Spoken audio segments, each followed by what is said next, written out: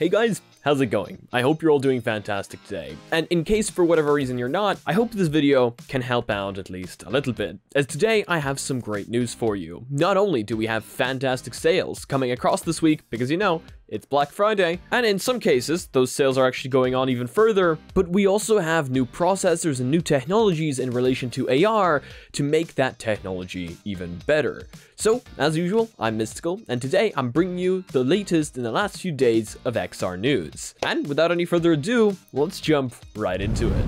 So, first, let's start with some Quest news, as I know that's what most of you are going to be here for. And while there isn't much Quest news in today's video, a lot of the other news does tie into Quest in some way as well. But first of all, Broken Edge. It's now available on Quest and PC VR, and it's a multiplayer VR dueling game that launched yesterday. Developed by Trebuchet and published by Fast Travel Games, the multiplayer title is available for $9.99 on the Quest Store and Steam. The game features a 1v1 fantasy dueling with a variety of classes to choose from, each with their own strengths, weaknesses, and weapons. So in case that's something you're interested in, it's now available and you can check it out in the link down below. Moving on to another game, Zenith has received a major patch across devices. It adds a revamped tutorial, pets, new areas, and more. A lot of people are still massive fans of Zenith, and there was a lot of hype around it when it was launching. We even got to try it out, and I actually quite liked the game. The Legends Untold update for Zenith: The Last City is available now, adding a bunch of content including pets, dungeons, raids,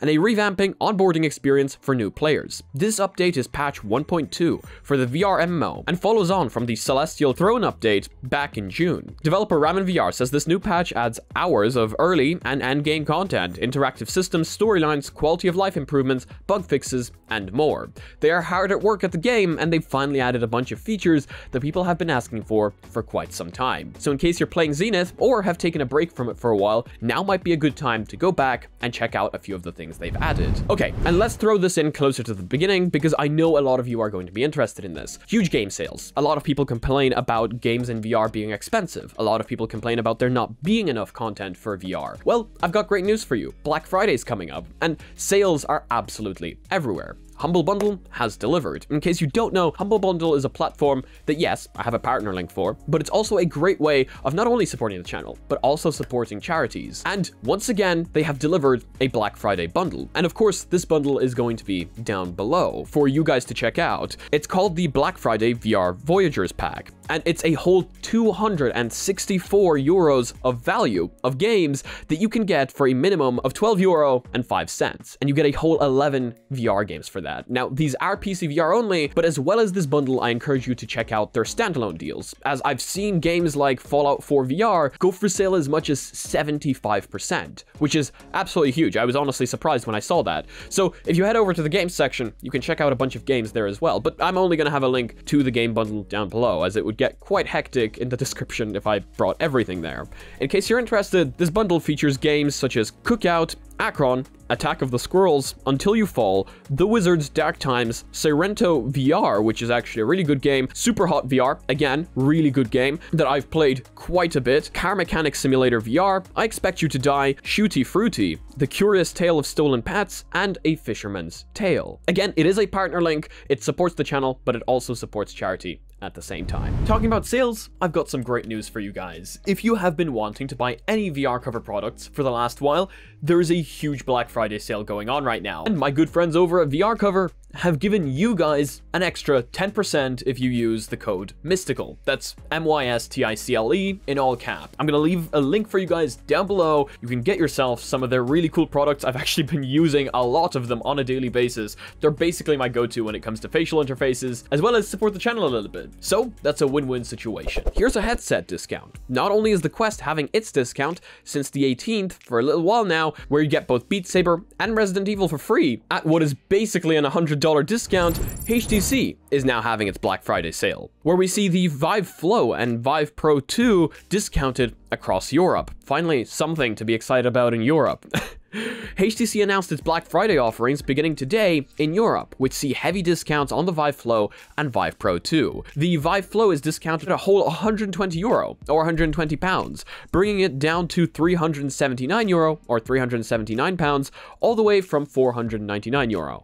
or £499. While that's a pretty big sale, you might actually want to wait. As we talked about in the previous video, HTC has something brewing, and according to Brad, it's something along the lines of a Flocus. Is HTC trying to get rid of stocks while they can? I'm not entirely certain, but with what we know about said Flocus, you might honestly want to wait with getting anything from HTC, unless of course you're really interested. Then these deals are actually quite nice. The Flow Black Friday offer also includes an optional controller, usually sold separately as an accessory for £64, and access to 5-port Vista Infinity at no extra cost. Vista Infinity is the budget version of Vive's main 5-port service, offering access to select mobile content and apps on the Flow and Focus headsets. HTC did not provide the length of the subscription that comes along with the Black Friday sale, but we assume it's going to last maybe a month. The offer is available in Europe through Vive directly or Amazon and other select retailers, and it begins today and lasts until December 4th. So again, in case you're interested, all links are down below, but you might honestly want to wait on this one. Here is something really cool if you're excited for augmented reality, like I am. Qualcomm has a new AR chip for augmented reality, allowing for a much slimmer design. Qualcomm announced the Snapdragon AR2 Gen 1, a triple chip solution for wireless AR glasses. AR2 isn't designed to power standalone devices. It handles computer vision tasks like position tracking and hand tracking, but an external device with a more powerful Qualcomm chip, such as a smartphone or a computer puck, runs the actual AR apps and streams the output wirelessly to the glasses, allowing the powerful computing to be done off the device and allowing the device itself to be much slimmer and lighter, and possibly in a glasses form factor. The Link is handled by Qualcomm's latest Fast Connect 7800 chip, which supports the new Wi-Fi 7 standard.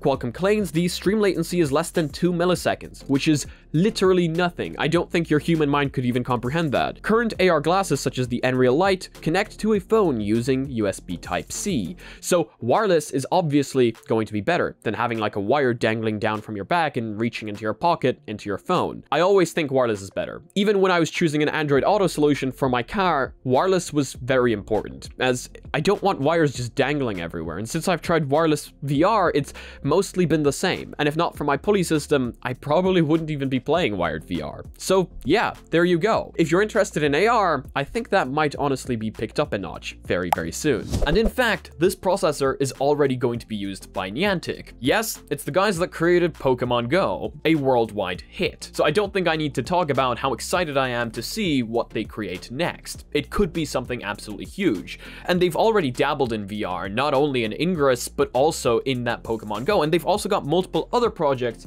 as well. So them dabbling with an ultra light, ultra thin AR headset that you can wear outside, since that's what this is. They're working on an outdoor AR headset, is going to be super, super exciting. But let me know your opinion on that one down below. Would you get anything from Niantic? And are you excited to see what projects they have hiding out in the background? All I know is that this new chip from Qualcomm is going to enable a lot of companies a lot of new possibilities, and I'm super excited for that. Local dimming is available on the Quest Pro using WebXR apps, so in case you have the Quest Pro, Upload VR has a full article on how to enable WebXR local dimming in the Quest Pro. It's an experimental opt-in feature, so to enable it, you'll have to navigate to Chrome, Flags, and then search for WebXR local dimming. Regular LCD displays have at most a few backlight LEDs which control the brightness of the display. However, the Quest Pro's panels have over 500 mini-LED backlights, so it can control the brightness of individual tiny regions. This is called local dimming, and it enables the LCD to deliver contrast and black levels closer to an OLED. And it is really nice, and it's not perfect, it's not exactly like an OLED, but it does work quite nicely. I've got a TV with local dimming now, and in fact most TVs probably have local dimming now,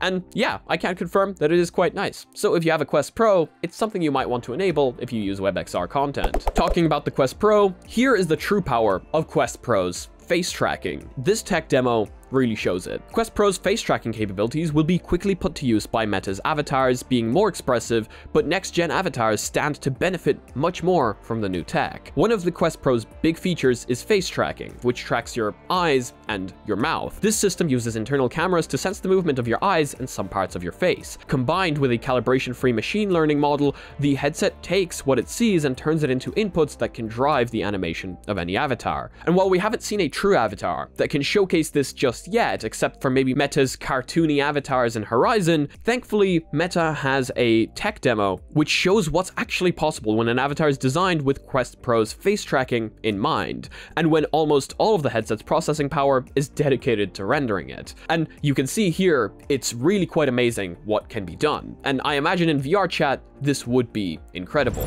And finally, the Nreal Air. Yes, we've mentioned the Nreal Air before in this video, but it now got a pretty big update, where it supports the PS5, Xbox, and Steam Deck. In case you don't know, the Nreal Air is a pair of AR glasses that allows you to project a massive screen directly in front of you. So you're wearing glasses, you still see the real world, but you can also project a display in front. They're not AR glasses in terms of like you can walk outside and navigate through Google Maps and stuff.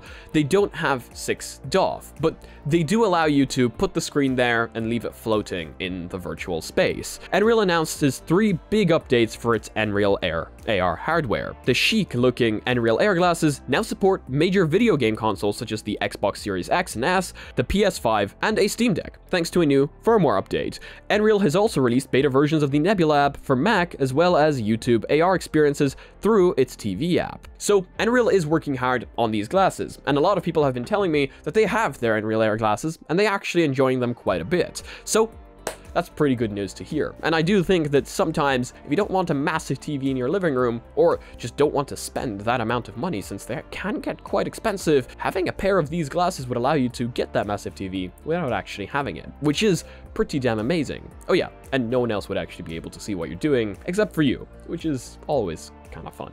Either way, that's going to be it for today's news video. I know today's one didn't have a theme. It was all very, very scrambled. I don't even know what I'm going to title it.